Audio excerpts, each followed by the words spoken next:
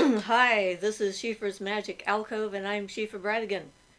So I came up with an idea a few days ago on how I might better explain spell work. So I thought we'd give it another go to just simplify what seems to be an overwhelming and complex process. So obviously, before you can do a spell, you need to have a need that you think a spell will fill. So no matter what the spell is, it has to fulfill some kind of need. If it's for you in a personal need, a person you know and their need, something's going on with them that they have, a world need, if you're doing like larger workings and trying to affect bigger events. Um, it can be your community, local need, but need like something that needs that you feel you want to address is the first step towards crafting any kind of spell or ritual, no matter what it is. So for example,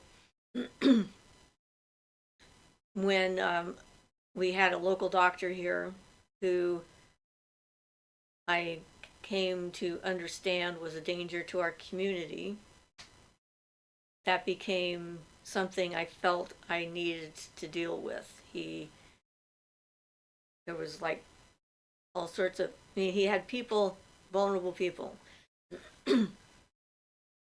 And the situation arose to my attention because a woman was being blackmailed, extorted by him, and she came to me for help.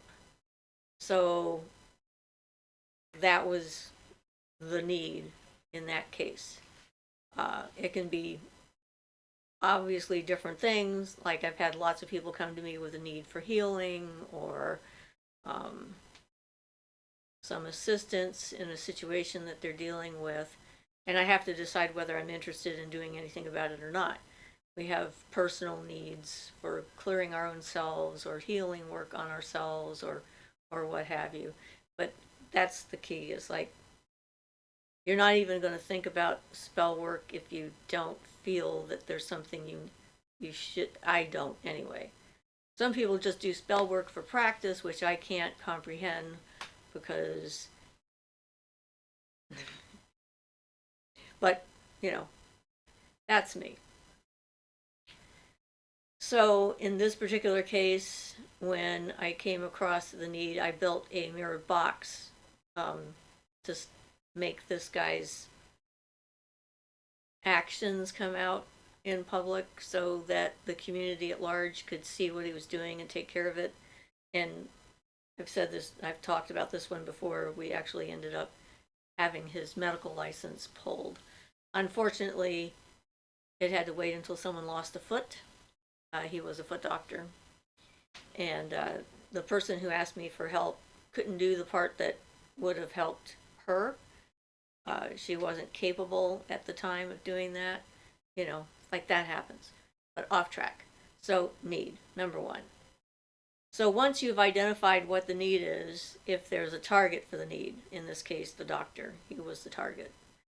He was at the center or the core of the problem that I was trying to resolve uh, in a timely manner or as much as possible. So once you figure out the need and then who needs to be affected by your spell, um, then you find ways to make sure that whatever spell you construct is targeting that particular person. So you want to highlight them.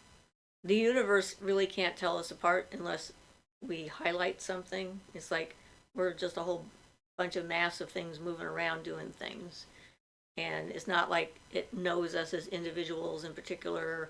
I don't think. It's more of a, you're a mass of some kind of energy here, and you're doing certain sorts of things, um, and then you make certain things move energetically. So then other things come along and happen around you or to you or affect your energy or what have you, but it's not like individual personal.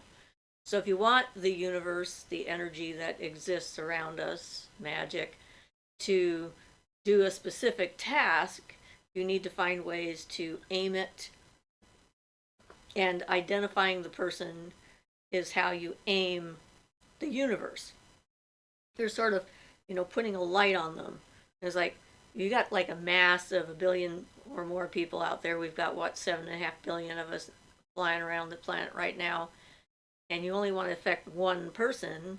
You have to make sure that you do things in your working, either the ritual or the spell, to target that person. That's one of the reasons why when I do my distance healing work, I need the name, the total name of the person, and their physical location, so that then I can target the energy I'm sending to that specific person at that specific location, so the universe knows where my energy is going and how to direct it. So I'm giving it a set of instructions. Without the instructions, if I'm just sitting here sending out like general healing energy for anyone who might need it, there's probably going to be 1 billion or more people on the planet at any given time that could use some healing energy. And so then it's just going to disperse through all of them, and not one of them will get the amount of energy they might need to solve the problem that they're dealing with. So that's the reason why, like with candle magic, we write the name of the person on the candle, or the name of the being, if it's an animal. And that is a way of identifying and targeting the individual that you want to send energy to or release energy from, separate yourself from, whatever. You still have to identify that specific target, that specific kind of energy. If you're trying to banish someone from your life, you have to make sure you're banishing the right person, and that's the person. So again, it's like all about the highlighting, putting a light on this particular person so that the universe can see them and is paying attention to them. And you're going like, okay, here is the thing I want you to look at. So varying ways of doing that obviously are like writing the name. If you have personal items of the individual involved, you can use those because they have their energy in them, which is a specific signature that everyone's energy is a little different. So you figure out how you're going to make it particular about that person or situation. And once you get that down, so now you've gotten your need, you've decided where your energy or the universe needs to look and focus on in order to fulfill this need. Then you have to give the universe a specific kind of energy to use in order to make it happen. Because although the universe has got all the energy that exists, obviously, it doesn't know which kind of energy is going to be the best. So if you're like trying to do a healing spell, you don't want to send in a bunch of anger, because that's not going to work. It's not the right kind of energy to like power that particular working. You have to be specific in the energy, not just in the person. All of this is about bringing it down to like right here, so there's nothing else happening in your spell or your ritual except that goal that you have to fulfill that need that you have. So at that point, you have to figure out what kind of energy the universe is going to need and how are you going to supply that energy. So like with the candle, you're going to like dress the candle, write on the candle, specifying the kind of energy the person or the animal needs to have, and then you're going to charge that candle up with the energy. With the mirrored box, with that, it sort of contains the target inside of it. And then everything I put in the box, I put like the name of the person, if I've made a poppet or not, their name goes in, the deeds that they have done that have harmed other people, because those are the kinds I do for that, so that the universe can have a look at that and see if, someone lied to me and they were wrong. The idea that all the energy that they have is going to go out and reflect back is just, and so it's charging itself. The longer it works, the more it charges itself until something happens. So it sort of is self-sustaining in that sense once I put everything in there. And then any objects that I might have that I think can help keep it going, like a crystal or whatever, calling upon different types of energies in the universe to look at what I've done and to pay attention to that particular thing. So you've got the need, you've got the specificity of making sure that it knows the target. You have the instructions on what you want to have happen to the target. And then you have the energy source you're going to tap in from the universe and bring with you to the spell party, right? So the universe knows what kind of energy to use, and you give it a source of that kind of energy by connecting it to that. So I tend not to do spell work unless something happens and I feel I need to do something in particular.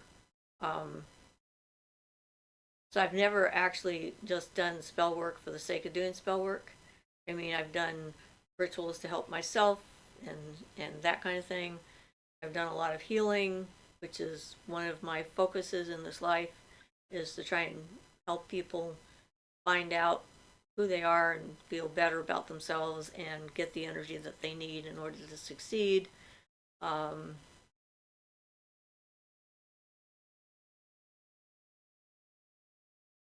So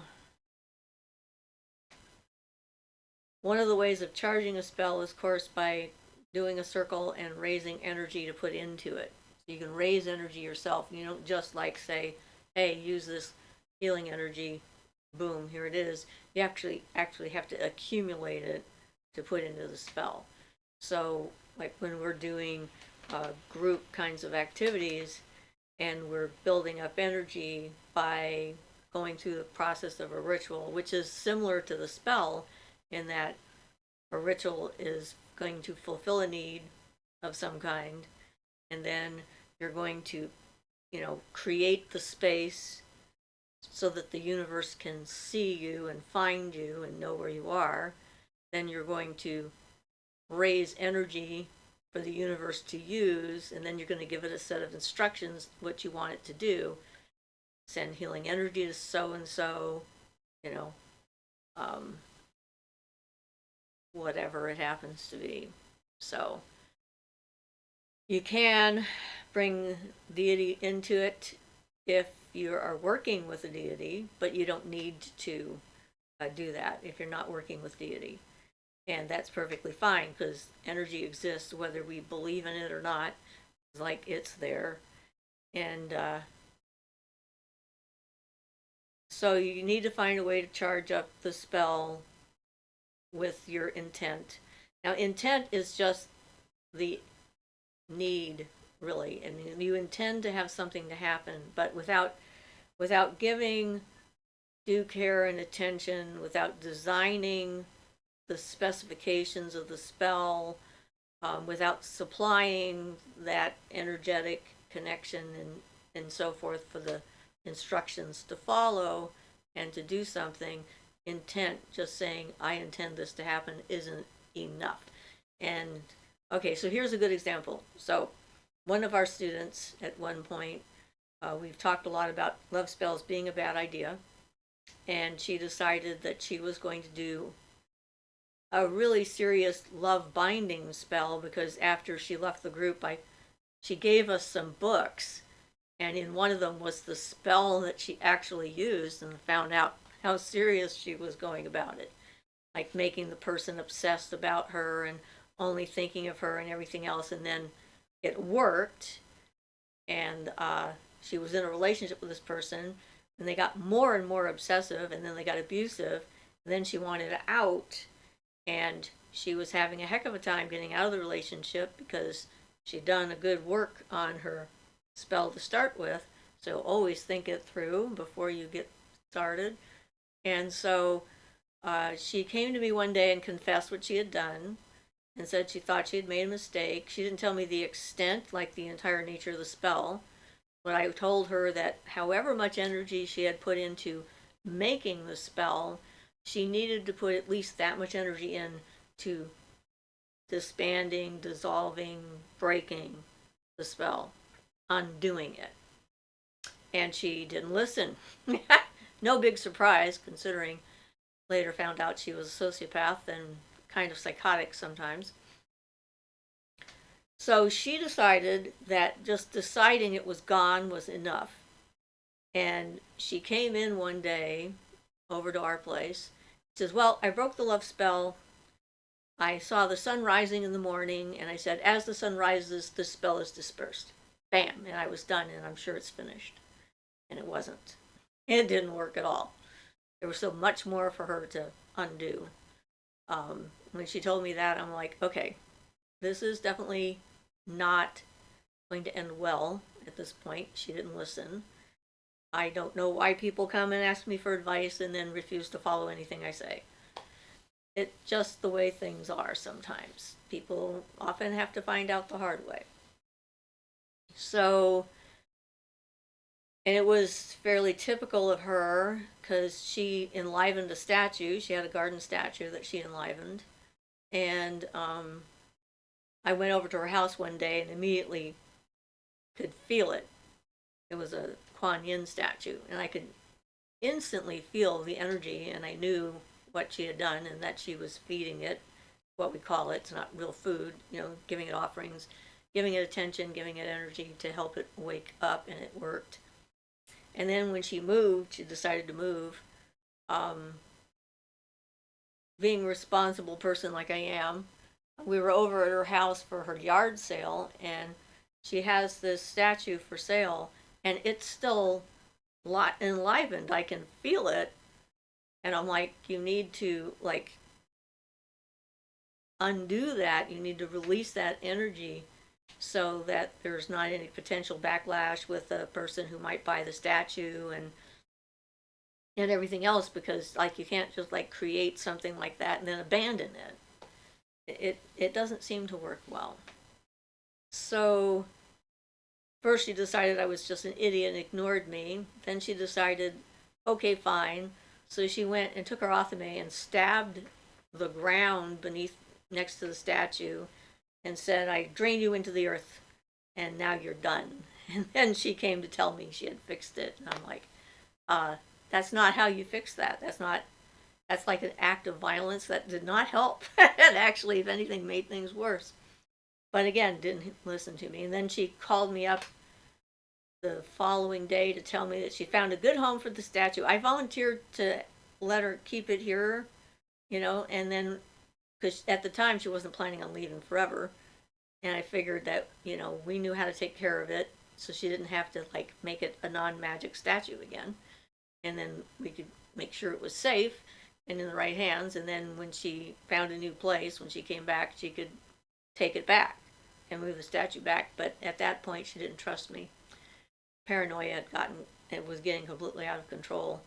Could have been because of the backlash of the love spell or some other things as well. But anyway, but she called to tell me she found a good home for it, that the people really loved the statue and they would treat it well.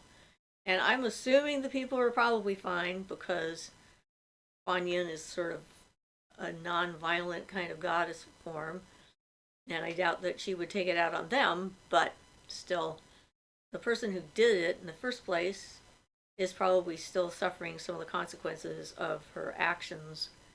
So that's an example of how just intending something to work isn't really enough. They make a big deal out of this nowadays, and it kind of worries me, because intent is just the idea. It's not actually the energy. Will is more energetic than just intending something, but will is, again, just a bigger idea or a more energetic idea. It's not really the thing that runs it. It's the being able to focus, concentrate, and bring in the energy that you need. And if you can't do that, then your spells aren't going to function the way you intend them to. And there's always that potential for unintended consequences, because, we are not omnipotent. We don't know everything, and the potential reactions things can have to what we do. So, that's, we heard about that on the last live show about doing a sweetening jar, and then the person the jar was for left because they couldn't be sweet. So being in a place where something was trying to make them sweet was not working, so they had to leave, which is not a bad consequence, but still, it was unintended, because that was not what the jar was supposed to do. That wasn't the reason for the jar. But hey, it all worked out in the end, so great. And but that's the thing, is like why we need to consider stuff. So considering the ethical consequences of our actions is always a good idea, because there's always that potential for unintended consequences, and it doesn't mean that if things go awry that we're going to get a big backlash. It just means we need to pay attention to what we're doing and why we're doing it. And if we're trying to do something kind and nice and it's not accepted, then that's okay. It doesn't have to be. You can't force someone else's will. So that is sort of basically the same thing of what we were talking about in how to make a spell. In how to make a spell, you've got all those different things that you need. The idea is that initial spark, the reason for the spell, what you intend it to do, is part of the intent. Your desire to do it, part of the intent. But then the rest of it is more skill. And the better able you are to visualize or to pull energy in, to tell the difference between different kinds of energy, so you can get the right kind of energy to come into your spell work, the more likely your spell is to have an effect. With healing work, of course, the reception on the other end is a big part of how well that kind of a spell will work. If the person doesn't want to be well for whatever reason, whether they believe that it's their karmic debt that they're paying and no amount of words are going to convince them otherwise, they've just decided that this is their fate, they can make it true, and it then becomes their fate. So back to the first spell I was talking about with the mirrored box spell that I did for the doctor. It's like the circumstances around that for the woman, her best out for this, he was extorting and blackmailing her with some photos that he took when they were engaged, and he was threatening to make them public. And she is an author, and she was afraid that her readership would judge her and think badly of her. So her self-image was not up to standing up to him at the time, which I told her would be the best course of action, because if you don't care about what happens, what someone does with a piece of information like that, if it's not going to bother you, then they have nothing to hold over you. It's that fear of being outed and seen that gives someone like that power over the person. And that would be her, the cleanest way out after what I did with the box, would be to just say, I don't care, do what you will and see what happens, because I thought she could make a good role model for other women who might be facing a similar kind of extortion. But she found an authority when she went back to Los Angeles that actually listened to her, and they set up an internet trap at the sheriff's department or the police department. And when she refused to allow him to hold it over her anymore, he did indeed try to publish them.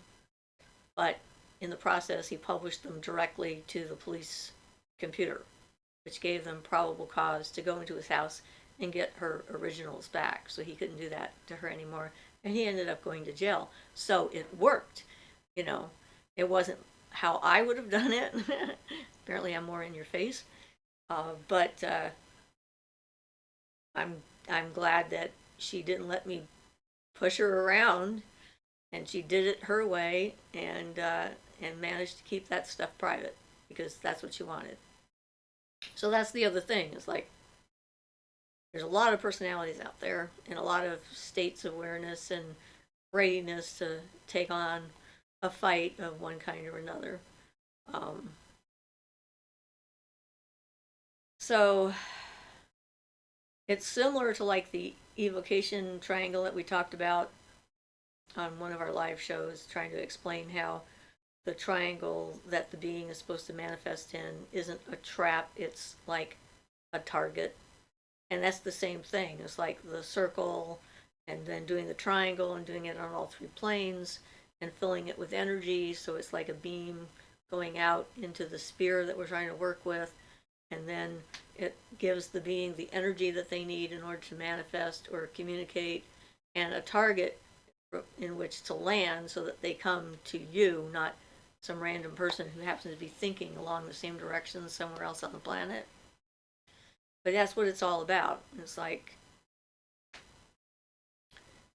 just about everything we do has some kind of structure and rules that you need to follow in order to make it function. Like you're not going to build a house starting with the roof. You're going to start with the foundation, and you're going to make the foundation solid, make sure there's no sinkholes under you and all that kind of stuff. So you're going to check all that and get it inspected and think about it, then have a plan, and then you're going to find the right materials in order to make the plan a reality, and then you're going to find the right energy source and a conduit to carry that energy through the house in order to like light your house up when you need it so it doesn't catch on fire. It's really no different when it comes to magic.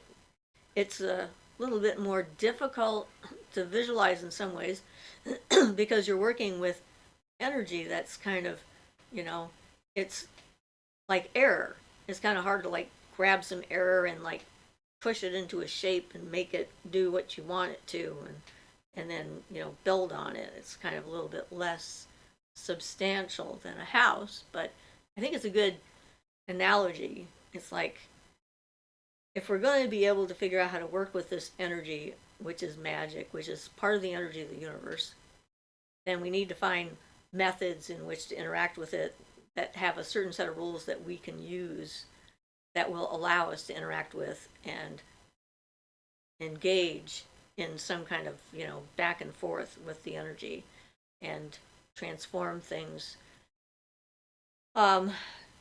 So the easiest kind of magic spell work kind of stuff to do is on an individual, and of all of those, the easiest of those is something benign like a healing spell, because most people are okay with being healed. And if they give you permission, then they're expecting you to do something to help them. The most difficult kind of spell work to do is going to be something that affects a large area. The larger the area, the more difficult it is. So if you're doing weather magic and you're trying to affect your part of the planet, no matter how good you are at what you're doing and how well you've thought it through, that's one of the forms of magic that's going to easily have unintended consequences, because there's a whole mass of air, of hot and cold masses around the planet, and different currents that are happening everywhere, and you switch one current where you are, and that's going to ripple out into all the other currents, and everyone else is going to have to like adapt to that. So a place that might not have been ready or wasn't going to get some kind of a massive storm will now have the energy it needs in order to produce the storm, because you moved a flow in that direction. So I personally stay away from most weather magic because of that, because, you know, I am not a god or goddess. No matter how much I would like to be. I don't even know if I would like to be, because that's a lot of responsibility. But anyway, that's the idea. So the larger group of people you're working with, and the more wills that you have working, like, I don't know if anyone else has noticed this or not, but I've noticed in years past when there's been a serious drought and people are like, all kinds of people are praying for rain. They're praying for rain, they're praying for rain, they're praying for rain. And it's like, the rain doesn't come, the rain doesn't come, the rain doesn't come. And then all of a sudden, it's like all of their prayers are answered at the same time. There's a massive flood, and mud flows everywhere, and things are being taken out and just wrecked. And I'm like, please stop praying for rain. Like, if you're going to pray for rain, pray for gentle, soothing, absorbable rain. Because water is very destructive. But it's been a weird pattern I've noticed. And I don't know if this is true or not, if it's all those prayers are accumulating and they're like building up in mass, bigger and bigger and bigger and bigger and bigger, until finally the universe says, okay, fine, we'll give you rain. And then, boom, you got 5 years worth of rain in 3 days.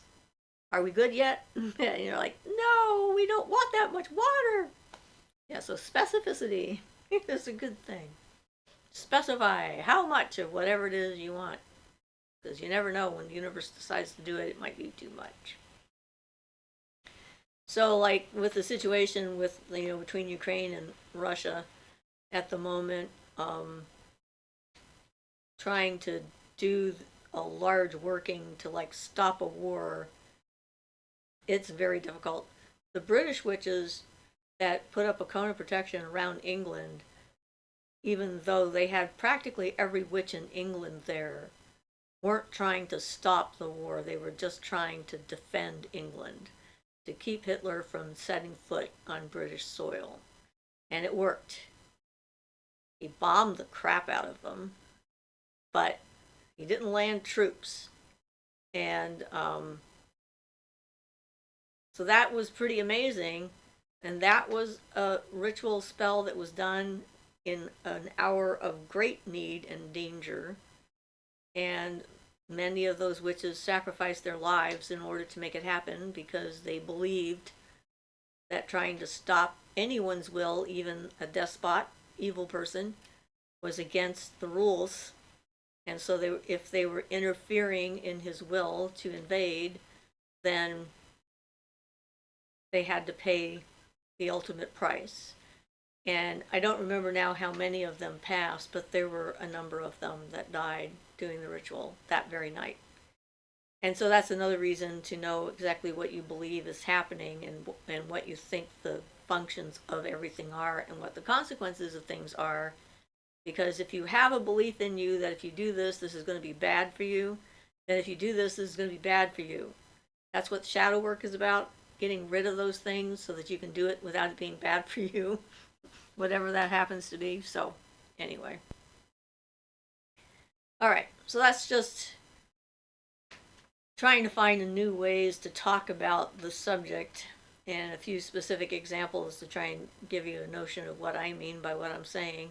And certainly feel free to add your own.